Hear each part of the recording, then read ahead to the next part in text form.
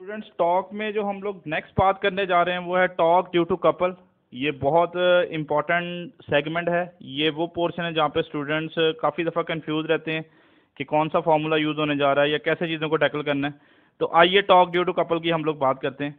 तो बेटे कपल मत समझिएगा जो नॉर्मली हम लोग कपल की बात करते हैं, यहाँ पे कपल कुछ और है।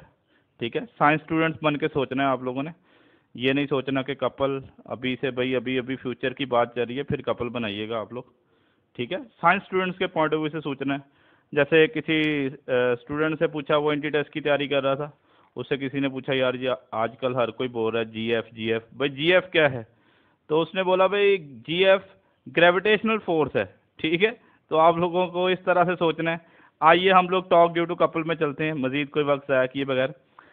बेटे अभी तक हम लोग जितना भी टॉक देखते आ रहे थे that was due to a single force, but might भी पॉसिबल कि एक से ज़्यादा फोर्सेज एक्ट कर रही हों और दो फोर्सेज एक्ट कर रही हों।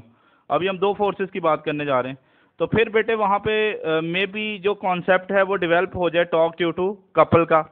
भाई कब टॉक ड्यू टू कपल वाला फॉर्मूला क्या होगा और वो कब अप्लाई होगा उसकी बात करते हैं। तो बेटे कपल का कॉन्सेप्ट तब होगा जब दो इक्वल फोर्सेज होंगी। जैसे मैंने ये तीन डायग्राम बनाई हुई हैं, आप लोग देख सकते हो। ये भी 10 न्यूटन की फोर्स लग रही है, 10 न्यूटन की दो फोर्सेज लग रही हैं, बराबर है। 10 न्यूटन बराबर फोर्सेज हैं, 10 न्यूटन बराबर फोर्सेज हैं। पहली कंडीशन है इक्वल फोर्सेज होनी चाहिए। दूसरी कंडीशन क्या है? ऑपोजिट डायरेक्शन में एक्ट करनी चाहिए। सही है, यहाँ पे देख सकते हो पॉजिटिव एक्स एक्सिस के लॉन्ग है, तो ये नेगेटिव एक्स एक्सिस के लॉन्ग होगी, ऑपोजिट फोर्सेज हैं। वाई एक्सिस के लॉन्ग है, नेगेटिव वाई एक्सिस के लॉन्ग है। तो दूसरी कंडीशन क्या है कि टॉक ड्यू टू कपल वाली चीज़ें तभी एप्लीकेबल होंगी जब फोर्सेज बराबर हों, डायरेक्शन उनकी क्या हो, ऑपोजिट हो, एक्ट कर रही हो सेम बॉडी पे बट डिफरेंट पॉइंट्स के ऊपर। देखो सारे फोर्सेज सेम बॉडी पे एक्ट कर रही हैं बट पॉइंट्स क्या है डिफरेंट। इसका जो point of application of force है वो ये है बेटे, इसका point of application of force ये है। तो याद रखिएगा टॉक ड्यू टू कपल के कॉन्सेप्ट तभी अप्लाई होंगे या ये फॉर्मूला तभी अप्लाई होंगे जब इक्वल फोर्सेज होंगी, ऑपोजिट डायरेक्शन में एक्ट कर रही होंगी और सेम बॉडी पे डिफरेंट पॉइंट्स पे एक्ट करेंगी। अब याद रखिएगा बेटे टॉक ड्यू टू कपल के जितने भी क्वेश्चन होंगे उनमें एक चीज़ तो वाजे है कि जितनी भी फोर्सेज हैं बेटे उनका सम हमारे पास क्या आएगा? जीरो। भाई ऑपोजिट फोर्सेज हैं और इक्वल हैं, दो हैं तो सम जीरो आ जाएगा। बट बच्चे कभी कभार ये सोच लेते हैं कि सर टॉक्स का सम भी जीरो होगा। भाई नहीं नहीं बेटे, मैं यहाँ पे इस डायग्राम में अगर बात करूँ तो ये फोर्स बेटे क्लॉकवाइज रोटेट करवाने की कोशिश कर रही है और ये फोर्स भी क्लॉकवाइज रोटेट करवाने की कोशिश कर रही है। तो एक क्लॉकवाइज टॉक और दूसरा भी क्लॉकवाइज टॉक है, ये कभी एक दूसरे को कैंसिल नहीं कर सकते, इनफैक्ट एड अप हो जाएंगे। सारी डायग्राम में ऐसा ही है। तो बेटे याद रखिएगा टॉक ड्यू टू कपल के कॉन्सेप्ट में जो अगली चीज़ आपको याद करनी है कि फोर्सेस का सम तो जीरो होगा बट टॉक्स का सम जीरो नहीं होगा। ये वाली बात भी याद कर लेनी है। अब याद रखिएगा जब भी ये वाला कॉन्सेप्ट आएगा, इक्वल फोर्सेज होंगी, ऑपोजिट डायरेक्शन में एक्ट कर रही होंगी, सेम बॉडी पे डिफरेंट पॉइंट पे एक्ट कर रही होंगी, तो वो आपको बोले टॉक कैलकुलेट करें तो दो फोर्सेज रहती हैं तो बच्चे परेशान हो जाते हैं। तो बेटे फॉर्मूला मैंने आपको बताने जा रहा हूँ मैं आपको कि टॉक ड्यू टू कपल का फॉर्मूला क्या है। एक सिंगल फोर्स लोगे आप लोग, उसको मल्टीप्लाई कर दोगे कपल आर्म से। अब ये कपल आर्म क्या है? This is very important. जिसने ये कपल आर्म समझ लिया उसका टॉक ड्यू टू कपल के सारे क्वेश्चन सॉल्व हो जाएंगे, कोई मुश्किल बात नहीं है। तो यहाँ पे मैंने थोड़ा मॉडिफाई करके लिख दिया सिंगल फोर्स। कपल आर्म का मतलब होगा perpendicular distance between the line of action of the forces. Perpendicular distance between line of action of forces, this is called the couple arm. हाँ, ये बात समझ लेंगे तो बेटे टॉक के क्वेश्चन बहुत आसान हो जाएंगे। आइए हम लोग कुछ टॉक्स के क्वेश्चन लेते हैं इस बात को समझने के लिए टॉक ड्यू टू कपल के क्वेश्चन में। बेटे सबसे पहला क्वेश्चन देखें, ये हमारे पास एक ऑब्जेक्ट है, उसके ऊपर उसने दो फोर्सेज बना दी, 10 न्यूटन की हैं। ठीक है, दोनों के बीच का डिस्टेंस बता दिया 0.6 मीटर है, इसको मैं आर बोल लेता हूँ लेट से। अब वो आपसे पूछ रहा है बताएं टॉक कितना एक्ट करेगा। भाई टॉक का ये कॉन्सेप्ट है टॉक ड्यू टू कपल का। इक्वल फोर्सेज हैं, ऑपोजिट डायरेक्शन में है और सेम बॉडी पे डिफरेंट पॉइंट्स पे एक्ट कर रही हैं। तो अभी हम लोगों ने बात की कि जब भी हम लोग टॉक ड्यू टू कपल की बात करते हैं ना तो that is equal to the single force. भाई एक फोर्स कितने की आ रही है बेटे? 10 न्यूटन की। तो चले मैं 10 न्यूटन लिख देता हूँ सिंगल फोर्स की जगह में, मल्टीप्लाई बाय कपल आर्म। भाई कपल आर्म अब समझें क्या है, मैंने यहाँ पे लिखा है this is the perpendicular distance between line of action of forces. Okay बेटे, ये फोर्स एक्ट कर रही है इस पॉइंट पे, इसका line of action of force बनाएंगे तो बेटे यही वाला बनेगा, नजर आ रहा है आप लोगों को। और ये फोर्स बेटे एक्ट कर रही है इस पॉइंट पे, इसका line of action of force बनाएंगे तो यही वाला बनेगा। इन दोनों के बीच में परपेंडिकुलर डिस्टेंस चाहिए, पैरेलल डिस्टेंस नहीं चाहिए, परपेंडिकुलर डिस्टेंस चाहिए। तो इनफैक्ट ये जो 0.6 मीटर है, ये दोनों फोर्सेस के दरमियान में क्या बन रहा है बेटे, परपेंडिकुलर डिस्टेंस ही बन रहा है। तो आप 10 को मल्टीप्लाई कर दो किससे भला बेटे, याद रखिएगा परपेंडिकुलर डिस्टेंस फाइंड आउट करने के लिए हमेशा line of action of forces draw करने हैं, फिर आपको आइडिया होगा। तो इसको मैं मल्टीप्लाई करने जा रहा हूँ 0.6 से। तो 10 को जो ही 0.6 से मल्टीप्लाई करेंगे द आंसर विल बी 6, और टॉर्क के यूनिट्स होंगे न्यूटन मीटर, अगर हम लोग फोर्स को न्यूटन में और डिस्टेंस को मीटर में मेजर करने जा रहे हैं। ओके, ये तो आसान हो गया। अब यहाँ पे देखें, ये हमारे पास एक रॉड है, उसके ऊपर दो फोर्सेज एक्ट कर रही हैं, 10 न्यूटन और 10 न्यूटन की। यहाँ पे एंगल बन रहा है 30 डिग्री। अब क्वेश्चन उसका फिर से वही है कि बताओ कितना टॉर्क एक्ट कर रहा है, फिर से वो टॉर्क के बारे में पूछ रहा है बेटे। अब देखें, ये फिर से टॉर्क ड्यू टू कपल है, इक्वल फोर्सेज हैं ऑपोजिट डायरेक्शन में और सेम बॉडी पे डिफरेंट पॉइंट्स पे एक्ट कर रही हैं। अच्छा, अब यहाँ पे सिंगल फोर्स तो समझ आ रही है, चले सिंगल फोर्स की जगह में बेटे मैं लिख देता हूँ, एक फोर्स कितने की लग रही है, 10 न्यूटन की। चले मैं फोर्स की जगह में बेटे 10 लिख देता हूँ। अब यहाँ पे प्रॉब्लम है कपल आर्म का, यानी perpendicular distance between the line of action of forces. तो बेटे अगर आप लोगों ने बेसिक समझ ली तो कोई मुश्किल बात नहीं है, this is the point of application of force. और अगर इसका line of action of force draw करोगे तो बेटे ये वाला बनेगा जो मैंने लाइन ड्रॉ कर दी, और ये फोर्स यहाँ पे लग रही है, इसका line of action of force draw करोगे तो ये वाला बनेगा। मतलब जिस पॉइंट पे बेटे फोर्स एक्ट कर रही हो ना, वहां से एक लाइन पास कर लें तो that will be the line of action of force. इस फोर्स का line of action of force ये वाला होगा, इस फोर्स का line of action of force ये वाला होगा। अभी इनके बीच में हमें परपेंडिकुलर डिस्टेंस चाहिए, दिस इज वेरी इंपॉर्टेंट बेटे, ये लाइन और ये लाइन के बीच में परपेंडिकुलर डिस्टेंस चाहिए। तो अब मैं एक काम करता हूँ, यहाँ पे परपेंडिकुलर डिस्टेंस ड्रॉ कर लेता हूँ। ये लें, ये बेटे दोनों लाइंस के बीच में क्या बन रहा है, हमारे पास परपेंडिकुलर डिस्टेंस बन रहा है, ये जो मैंने ब्लू वाली लाइन ड्रॉ की है। अब इसकी वैल्यू देखनी है बेटे, समझ लें ये आर है, और ये जो मैंने 30 डिग्री लिखा हुआ है इसको एक दफ़ा के लिए बोल लें थीटा है। तो अगर मैं इस आर के दो कंपोनेंट बनाऊं तो ये वाला कंपोनेंट बनेगा बेटे आर कॉस थीटा, और ये वाला कंपोनेंट बनेगा आर साइन थीटा। तो अब देखें हमें कौन सा कंपोनेंट चाहिए, हमें चाहिए जो दोनों फोर्सेस के बीच में परपेंडिकुलर भाई आर कॉस थीटा नहीं, आर कॉस थीटा तो इस फोर्स के पैरेलल आ रहा है, ऊपर वाली फोर्स के पैरेलल आ रहा है, ठीक है। तो हमें आर साइन थीटा वाला कंपोनेंट चाहिए। तो बेटे आर साइन थीटा वाले कंपोनेंट में, यानी perpendicular distance between line of action of forces कौन सा बन रहा है, आर साइन थीटा बन रहा है।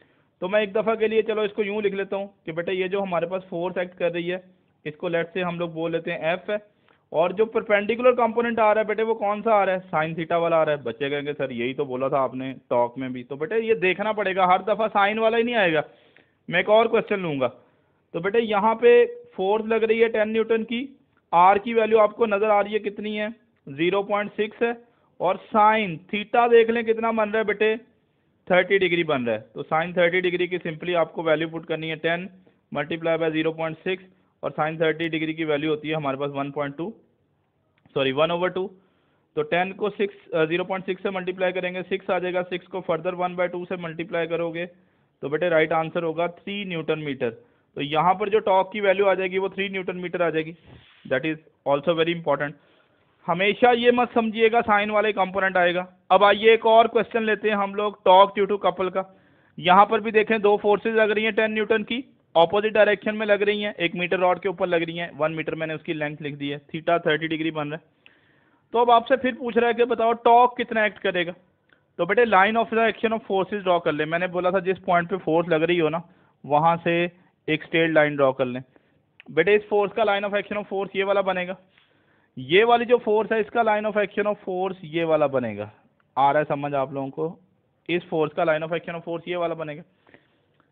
अब फिर से वही काम करें, ये जो आर था इसके दो कंपोनेंट बना लें, ये वाला कंपोनेंट कौन सा हो जाएगा बेटे आर कॉस थीटा, और ये वाला जो कंपोनेंट होगा ये आर है ना, ये इसका एक्स कंपोनेंट है, ये समझ लें वाई कंपोनेंट है, ये वाला कंपोनेंट बेटे हो जाएगा आर साइन थीटा। अब देखें टॉर्क के फॉर्मूले में हमने बोला एक सिंगल फोर्स होगी, चले मैं एफ लिख लेता हूं। अब हमें देखना है कॉज वाला कंपोनेंट लेना है या साइन वाला। प्रीवियसली तो हमने साइन वाला लिया था, भाई हमने कोई तुक्का नहीं लगाया था, ये कोई आमल लियाकत का शो नहीं चल रहा तुक्का लगाओ, ठीक है, कॉन्सेप्ट्स की बात चल रही है बेटे। तो याद रखिएगा अब यहाँ पे दोनों फोर्सेस के बीच में परपेंडिकुलर डिस्टेंस देखना है। अगर मैं आर साइन थीटा लिखूं तो ये तो इस फोर्स के पैरेलल है 10 न्यूटन के, इनफैक्ट इस 10 न्यूटन के भी पैरेलल या एंटी पैरेलल ही बनेगा। भाई पैरेलल वाला कंपोनेंट नहीं चाहिए, हमें दोनों फोर्सेस के बीच में जो परपेंडिकुलर कंपोनेंट है वो चाहिए। तो यहाँ पर देखो जो परपेंडिकुलर कंपोनेंट बन रहा है बेटे वो कौन सा बन रहा है, that will be in fact R cos of theta. तो लें जी, अब मसला सॉल्व हुआ। इनफैक्ट मैंने 3 मुख्तलिफ तरह के क्वेश्चन पुट किए टॉक ड्यू टू कपल को समझने के लिए, और तीनों में मैंने 3 मुख्तलिफ तरह की जो है वो सिचुएशंस रखी ताकि हर तरह की सिचुएशंस के क्वेश्चन को आप टैकल कर सको। तो फोर्स लग रही है बेटे 10 न्यूटन की, आर की वैल्यू कितनी है 1, कॉज ऑफ थीटा, थीटा कितना है बेटे 30 डिग्री। अब ये आएगा 10, कॉस 30 की वैल्यू होती है स्क्वायर रूट 3/2। बेटे वैल्यूज ये भी याद कर लीजिएगा, फ्रैक्शन में भी याद कर लीजिएगा। स्क्वायर रूट 3/2 जो होता है वो 0.866 होता है। तो 10 को 0.866 से मल्टीप्लाई करेंगे, so the right answer will be 8.66 newton metre. तो ये बेटे हम लोगों ने वो सारे क्वेश्चन देख लिए जिनमें टॉक ड्यू टू कपल का कॉन्सेप्ट इन्वॉल्व है। तो ऐसे तमाम क्वेश्चंस की प्रैक्टिस कीजिएगा। मैंने सारी तरह के क्वेश्चन पुट कर दिए हैं। आइए नेक्स्ट मूव करते हैं। स्टूडेंट्स, हम लोगों ने सिंगल फोर्स की वजह से कितना टॉक होगा उसकी बात कर ली। अगर 2 फोर्सेज आ जाए तो हमने टॉक ड्यू टू कपल का कॉन्सेप्ट डिस्कस कर लिया। बट अब हम लोग देखने जा रहे हैं कि समटाइम क्या होता है, मल्टीपल फोर्सेज आ जाती हैं, 2 से ज़्यादा फोर्सेज आ जाती हैं। तो तब स्टूडेंट्स देखते हैं कि सर हमें क्या करना चाहिए। तो बेटे बेसिक्स पे रहोगे तो आप लोग बहुत आसानी से चीज़ों को सॉल्व कर सकते हो। तो अगर मल्टीपल फोर्सेज आ जाए तो उसके लिए मैंने एक क्वेश्चन पुट किया है। इस क्वेश्चन को समझ लोगे, फिर जितने भी क्वेश्चन आएंगे उनको आप आसानी से सॉल्व कर सकते हो। अब बेटे ये उसने एक डायग्राम दे दिया, एक सर्कल बता दिया, ठीक है। उसके ऊपर 4 मुख्तलिफ फोर्सेज एक्ट कर रही हैं, आपको नज़र आ रही हैं। तो वो आपसे पूछ रहे हैं इनके बारे में कौन सी बात ट्रू है। बेटे 2 फोर्सेज नहीं आई, सिंगल फोर्स नहीं आई, बल्कि 4 फोर्सेज आ गई। तो बेसिक्स अगर आपकी स्ट्रांग होगी तो आप बहुत आसानी से सॉल्व कर लोगे। अब उनमें से पूछ रहा है कौन सा ऑप्शन सही है। तो सब में फोर्सेज के बारे में भी उसने बात की है बेटे, टॉर्क्स के बारे में भी बात की है। तो आपसे पूछना ये है कि क्या फोर्सेज का सम 0 होगा या नहीं होगा। तो आइए चेक कर लेते हैं। बेटे ये 10 न्यूटन की फोर्स है अपवर्ड, ये 10 न्यूटन की फोर्स है डाउनवर्ड, ये दोनों एक दूसरे को कैंसिल कर देंगे, इनका सम तो 0 हो जाएगा। बट इन 2 फोर्सेज की अगर हम लोग बात करें, ये भी पॉजिटिव एक्स एक्सिस के लॉन्ग है, ये भी पॉजिटिव यानी सेम डायरेक्शन में है, और 2 वेक्टर्स अगर सेम डायरेक्शन में हो तो रिजल्टेंट 0 नहीं आ सकता। इनफैक्ट जो नेट फोर्स आएगी बेटे वो 0 नहीं आएगी, बल्कि मैं उसकी अगर वैल्यू लिख लूँ, जो हमारे पास यहाँ पे सम ऑफ फोर्सेज बनेगा बेटे, वो आंसर कितना आ रहा होगा 20 न्यूटन। तो इसका मतलब है एक चीज़ तो वादे हो गई कि यहाँ पे फोर्सेज का सम 0 नहीं बन रहा। ऑप्शन अल्फा में भी उसने फोर्सेज का सम 0 बताया हुआ है, इसको भी छोड़ दें। बीटा में फोर्सेज का सम 0 बताया हुआ है, इसको भी छोड़ दें। तो चार्ली और डेल्टा में से कोई ऑप्शन बनेगा। अब हमें बात करनी है टॉर्क्स के बारे में। देखते हैं टॉर्क्स का सम 0 बन रहा है या नहीं बन रहा। तो बेटे समझते हैं इस बात को। अच्छा, इस फोर्स को देखें जो 10 न्यूटन की फोर्स है। अगर मैं आपसे पूछूं ये किस डायरेक्शन में टॉर्क प्रोड्यूस कर रही है बेटे, the answer will B clockwise. और अगर मैं इस फोर्स की बात करूं तो ये टॉर्क कैसा प्रोड्यूस कर रही है, एंटी क्लॉकवाइज। तो इसका मतलब है इन दोनों के टॉर्क्स ऑपोजिट है। अब देखना है क्या बराबर भी हैं, बराबर भी हैं बेटे। ये पिवट है जिसके गिर्द ऑब्जेक्ट को घूमना है, ठीक है। फोर्स कितनी लग रही है 10 न्यूटन की, मूवमेंट आर्म कितना है 0.5। तो 10 को 0.5 से मल्टीप्लाई करेंगे, the right answer will be 5 newton metre का टॉर्क आएगा, कैसा क्लॉकवाइज। और ये भी फोर्स 10 न्यूटन की है, मोमेंट आर्म 0.5 है, तो ये भी टॉर्क आएगा कितना 5 न्यूटन मीटर का, बट कैसा एंटी क्लॉकवाइज। तो इसका मतलब ये होगा ये दोनों टॉर्क्स तो एक दूसरे को कैंसिल कर देंगे, ठीक है। इसको छोड़ दें, यहाँ से लग रहा है एक दफ़ा के लिए टॉर्क्स का सम 0 है। बच्चे ये सॉल्व करने के बाद इसको भी देखेंगे सर ये ऑपोजिट फोर्सेज है, इनका भी 0 हो जाएगा। भाई नहीं नहीं, ये जो 2 फोर्सेज हैं इनका टॉर्क्स का सम 0 नहीं आएगा। ये कपल वाला कॉन्सेप्ट है। देखो ऑपोजिट फोर्सेज हैं, इक्वल है, ऑपोजिट है, और सेम बॉडी पे डिफरेंट पॉइंट्स पे लग रही हैं। तो अब बारी बारी अगर मैं इसका टॉर्क कैलकुलेट करूं तो बेटे इसका ये point of application of force है, ये पिवट है, ये वाला डिस्टेंस भी 0.5 है। ये point of application of force है, ये पिवट है भाई, ये वाला डिस्टेंस भी 0.5 है।